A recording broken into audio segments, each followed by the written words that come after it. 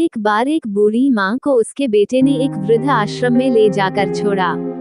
इस माँ का ये वही इकलौता बेटा था जिसके लिए इस माँ ने जीवन भर संघर्ष किया। इस बेटे के लिए वो सब कुछ किया जो एक माँ को करना चाहिए या माँ कर सकती हैं।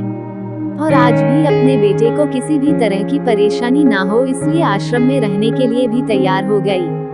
वृद्ध आश्रम में रह रही माँ हमेशा अपने बेटे को याद करती मगर बेटा केवल साल में एक बार उसको मिलने जाता या फिर फोन पर बात कर लेता। कई साल बीत गए।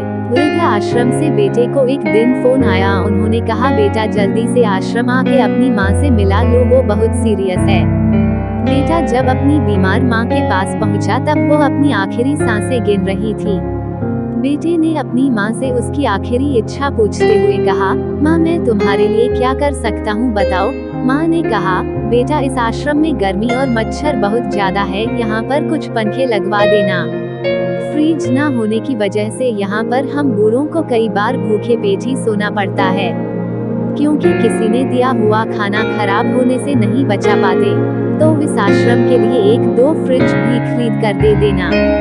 बेटे ने अपनी माँ की सारी बात सुनी और अपनी माँ से पूछा, आपने इतने साल यहाँ पर निकाल दिए पर आपने कभी भी यह बातें मुझसे नहीं कही और अब जब आपके पास टाइम नहीं बचा है तब आप ये सब कह रही है, ऐसा क्यों? माँ ने बेटे को जवाब देते हुए कहा, बेटा मैंने गर्मी, भूख और पीड़ा सहन कर ली लेकिन मुझे पता है जब तेरे बच्चे तुझे यहाँ पर छोड़कर जाएंगे तब तू ये सब सहन नहीं कर पाएगा, इसीलिए तेरी सुविधा के लिए मैं तुझे ये सब लगाने के लिए कह रही हूँ। दोस्तों, माँ की ये आखिरी लाइनें किसी भी बेटा या बेटी की आंखें खोलने के लिए सक्षम है।